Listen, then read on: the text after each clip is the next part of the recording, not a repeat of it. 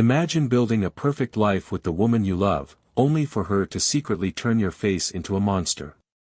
Jennifer Faith created fake emails in her husband Jamie's name, pairing them with stock photos of fake injuries to convince her traumatized, ex-soldier high school boyfriend that Jamie was a vicious abuser.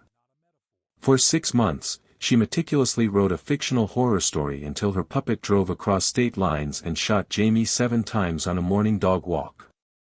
Jamie Faith was executed because his wife wrote a script that turned him into a villain.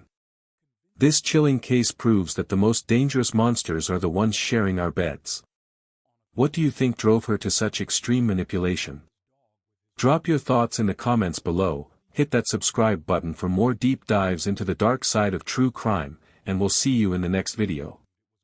For decades, Jamie William Faith Jr. was the guy his friends assumed would never change. Born in Madison, Wisconsin, and raised in the tight-knit village of Mukwonago, Jamie was a man whose roots ran incredibly deep. He was the kind of friend who didn't just stay in touch, he anchored people. He possessed an easygoing, unassuming nature that drew people in, yet he was entirely content with a simple, unbothered life.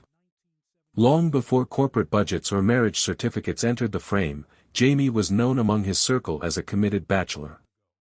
He would half joke and half insist to his lifelong friends that he was never going to get married, and he was certainly never going to have children. His life was supposed to stay uncomplicated. Instead, Jamie poured his energy into the people around him. He was a natural matchmaker, famously introducing his close friends Teresa and Ross, who would later marry and openly admit they never would have found each other without Jamie's quiet intervention. Professionally, he was just as reliable. After earning a degree centered around management and computer systems from the University of Wisconsin-Whitewater, Jamie began a steady, impressive climb through the tech sectors of major corporations, including Phelps Dodge, American Appraisal Associates, and U.S. Airways. Eventually, he landed a high-profile leadership role at American Airlines, overseeing a massive technology strategy and a budget exceeding $100 million. Yet, despite handling that immense corporate responsibility, those who worked under him didn't remember a ruthless executive, they remembered a mentor who invested heavily in his team's personal and professional growth. He was successful, comfortable, and contentedly single. Then, around 2005, The Bachelor's lifelong script completely unraveled. Jamie was set up on a blind date with a woman named Jennifer. The chemistry was instantaneous.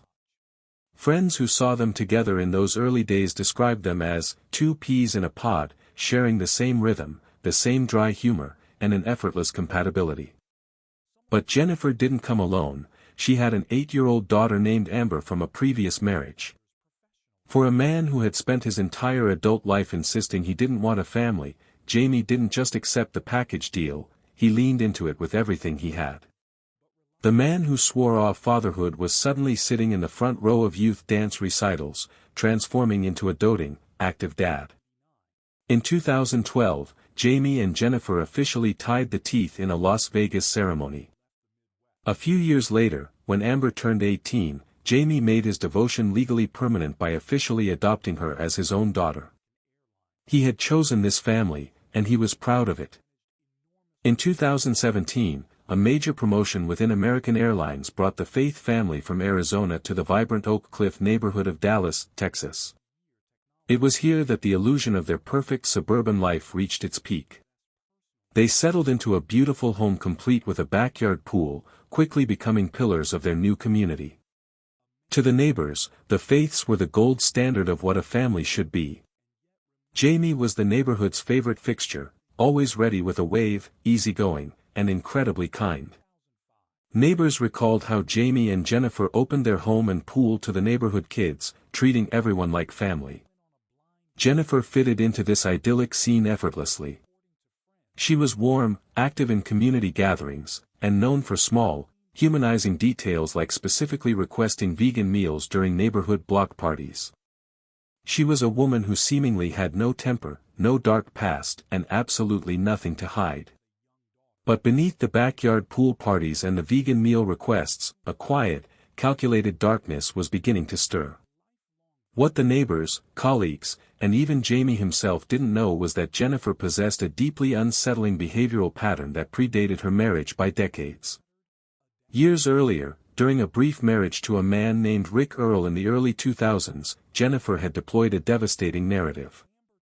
Shortly after they started dating, she spun an intricate, horrifying story claiming her first husband had subjected her to severe physical, emotional, and sexual abuse. The story was so vividly detailed and emotionally manipulative that Rick later admitted it affected him so deeply he actively wanted to hunt down and kill the man himself. There was never a shred of evidence that this earlier abuse story was true. It was a phantom crisis, an unverified script. But more than anything, it was a dress rehearsal for a much larger, far more catastrophic production. The curtain pulled up on that production in March 2020. The catalyst wasn't a dramatic confrontation or a sudden domestic dispute, it was a simple, innocuous notification on LinkedIn. A man named Darren Ruben Lopez, Jennifer's high school and college boyfriend from roughly 30 years prior, reached out to reconnect. Darren was living a lonely, isolated existence in Cumberland Furnace, Tennessee. He was going through a messy divorce, battling severe depression, and feeling entirely unmoored from the world. But Darren wasn't just an old flame looking for nostalgia. He was a retired U.S. Army Special Forces soldier, a combat veteran who had survived 6 grueling deployments to Iraq. During one of those deployments, his vehicle had been hit by a truck bomb. The blast left him medically discharged with a severe traumatic brain injury, TBI, and profound post-traumatic stress disorder, PTSD. He lived on a 100% military disability rating, carrying both the physical and psychological scars of war. Jennifer knew exactly who Darren was, and she knew the fragile state he was in. When he messaged her, a spark ignited almost instantly. Within 24 hours of their very first digital interaction, Darren declared that he was still in love with her. Jennifer, living her outwardly perfect life in Dallas, privately confided in a friend that she was entering an emotional affair. But an emotional affair wasn't enough for Jennifer. She didn't just want a secret romance, she wanted an executioner. And to get one, she needed to take Darren's highly trained, combat-hardened military instincts, his deep-seated psychological urge to protect and defend, and weaponize them against her completely oblivious husband. By April 2020, the trap was set. Jennifer sat at her computer and began typing out the opening lines of a horrific, entirely fabricated script. She created a fake Gmail account under Jamie's name. From that account, she began ghostwriting a monster. She sent emails to Darren, pretending to be Jamie, boasting about committing horrific acts of physical and sexual violence against Jennifer. To ensure Darren's traumatized mind wouldn't question the reality of the emails, Jennifer searched the internet for stock photos of severe physical injuries, downloading them and attaching them to the messages as proof of the abuse. Jamie was working his executive job, mentoring his employees, and loving his family, completely unaware that in the digital realm, his wife had stolen his face and was busy transforming him into a sadistic villain who needed to be stopped. What do you think drove her to such an extreme web of lies? Drop your thoughts below, hit subscribe, and we'll see you in the next case.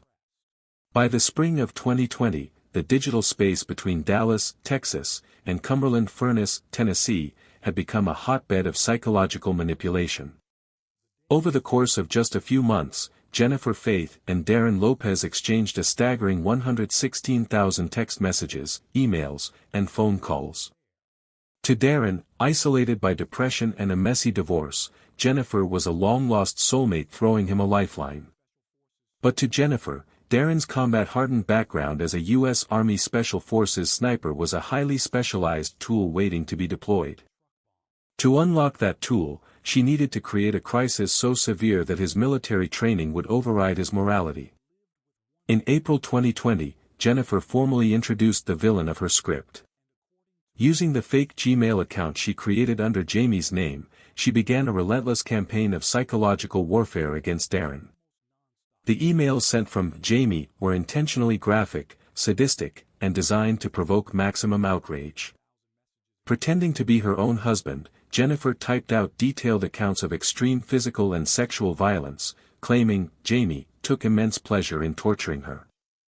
To cement the reality of these horrors in Darren's fragile mind, she routinely attached stock images of severe bruising and physical injuries she had scraped from the internet, presenting them as real-time evidence of her suffering. To ensure Darren never doubted the narrative, Jennifer introduced a supporting character to her digital theater.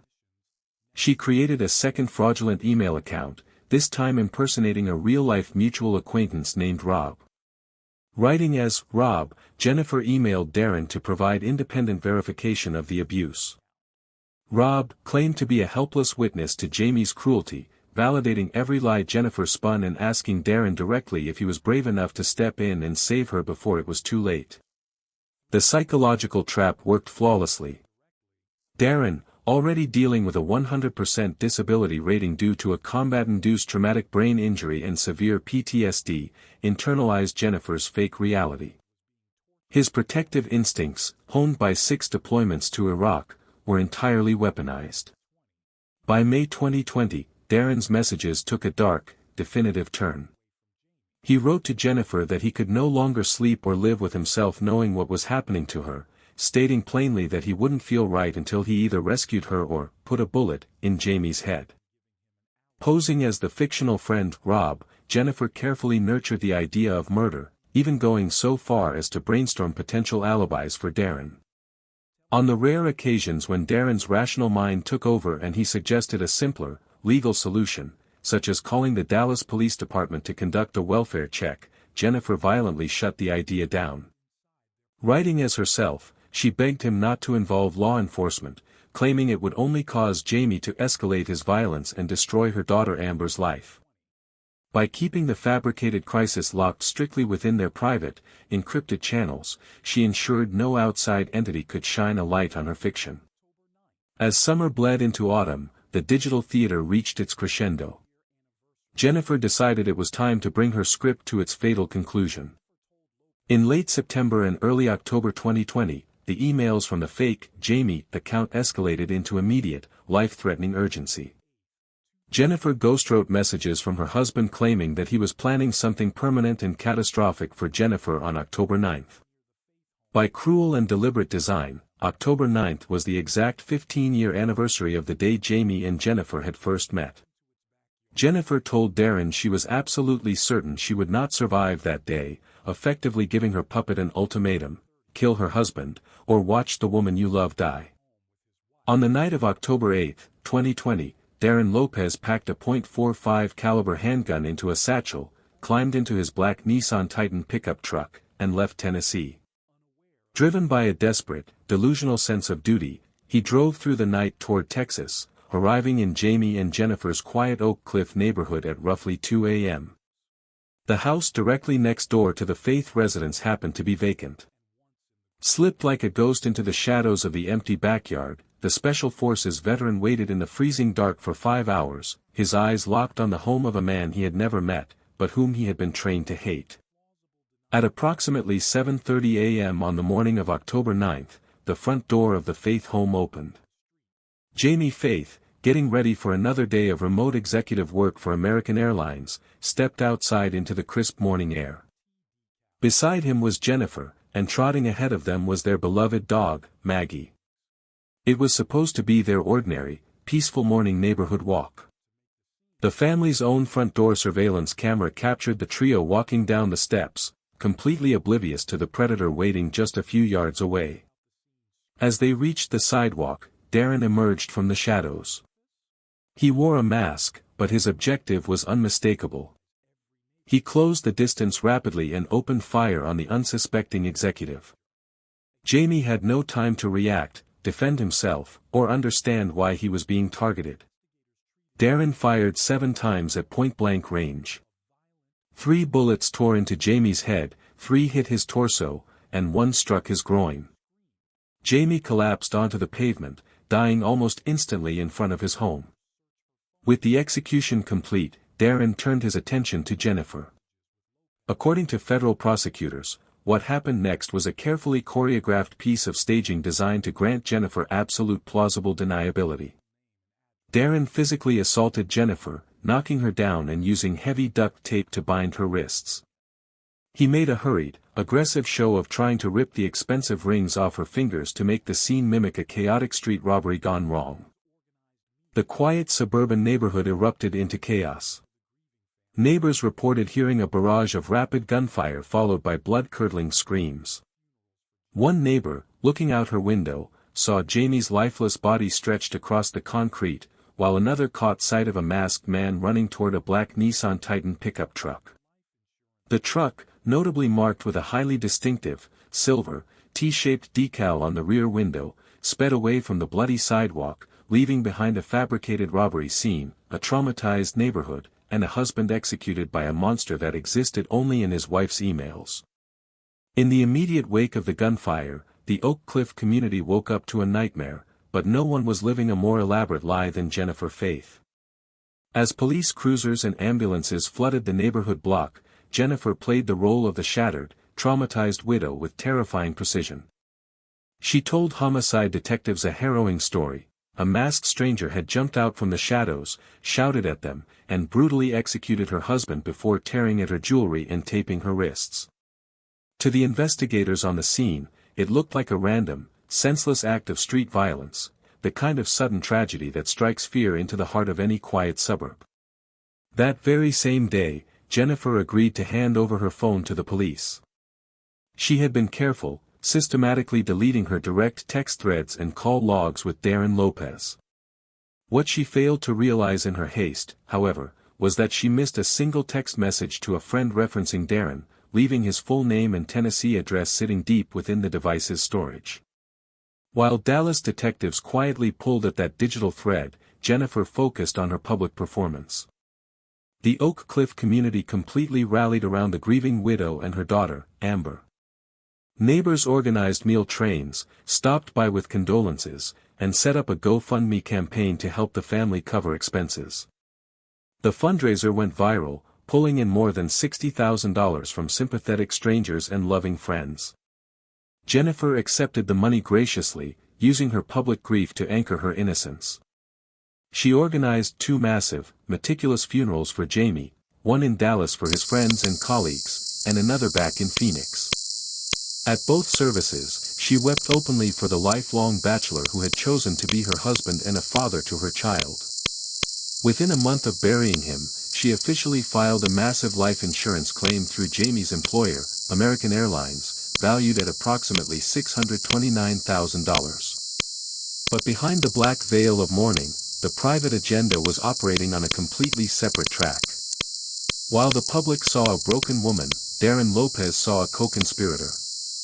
Jennifer kept Darren closely updated on the progress of the $629,000 insurance payout, openly discussing how they would use the cash to buy a home together and build a new life in Tennessee once the dust settled. Even more damning, federal investigators later revealed that Jennifer took roughly $58,000 of the GoFundMe donations, money given out of pure charity by a grieving community, and used it to pay off 2 credit cards she had issued directly to Darren.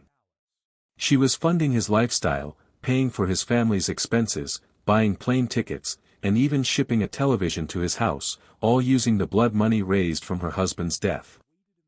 The ultimate display of Jennifer's psychological compartmentalization occurred 2 months after the murder. In December 2020, she agreed to appear on a local Dallas news broadcast for WFAA. Sitting in front of the cameras, she wept, looked directly into the lens, and begged the public for answers. She specifically pleaded for anyone to come forward who might recognize the black Nissan Titan pickup truck with the distinctive T-shaped decal seen fleeing the scene. It was a masterful piece of impression management, a performance meant to scream innocence. Yet, almost immediately after the television cameras stopped rolling, Jennifer grabbed her phone and texted Darren. She warned him that the police were hunting for the truck and told him to strip the T-shaped decal off his vehicle immediately. Darren texted back 2 chilling words, "Sticker done." Jennifer believed she was completely in control of the narrative, but she had severely underestimated the depth of modern digital forensics. Dallas detectives and federal agents weren't just relying on eyewitnesses, they were building a massive, multi-layered trap. Cell tower data and financial records were used to meticulously reconstruct Darren's overnight drive from Tennessee to Dallas and back, placing his phone directly at the scene of the crime during the exact window of the murder. They tracked the black Nissan Titan across state lines, matching it perfectly to the surveillance footage despite the missing sticker. The house of cards collapsed entirely on January 11, 2021. Law enforcement SWAT teams descended upon Darren Lopez's home in Cumberland Furnace, Tennessee, placing him under arrest for murder. A thorough search of his property yielded the definitive smoking gun. Hidden inside a satchel was the .45 caliber handgun used in the ambush. Forensics teams analyzed the weapon and found that not only did the ballistics match the shell casings left on the Dallas sidewalk, but Jamie Faith's blood was still physically present on the firearm. Anticipating that her own arrest was imminent, a panicked Jennifer scrambled to patch the leaks in her sinking ship. She texted Darren furious, detailed instructions on how to handle police interrogation. She told him to tell the police that they were merely old high school friends, and that they had only been in contact because she was helping him through a difficult divorce.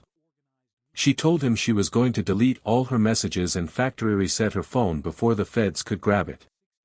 But Jennifer had forgotten the cardinal rule of a digital conspiracy: a trail is only as secure as its weakest link. While Jennifer wiped her phone, Darren never did. When investigators seized Darren's device, they uncovered the entire, unedited history of the 116,000 messages. The fake Jamie emails, the stock photos of fake injuries, the orchestrated execution, the entire fictional universe was laid bare. In February 2021, Jennifer Faith was arrested. Though initially charged with obstruction, federal prosecutors soon escalated the case, slapping her with a capital charge of murder for hire. Recognizing that the digital evidence left her with absolutely no escape, Jennifer entered a guilty plea in February 2022 in exchange for prosecutors taking the death penalty off the table. On June 21, 2022, a federal judge sentenced Jennifer Faith to life in prison, ordering her to pay a massive fine and describing her actions as pure evil. Darren Lopez took his chances with a Texas jury in July 2023, attempting to argue a defense of justification, that his PTSD, his traumatic brain injury, and Jennifer's elaborate psychological manipulation had genuinely convinced him that he was executing a violent predator to save a woman's life. The jury rejected the defense completely, convicting him of murder and sentencing him to 62 years in prison. In December 2024, an appellate court officially upheld his conviction, permanently closing the book on the case. In less than 8 short months, a simple, nostalgic message on a professional networking site had spiraled into an execution, leaving a brilliant, kind-hearted man dead on a sidewalk, and a brain-injured veteran serving a virtual life sentence for a monster that never existed outside of an email inbox.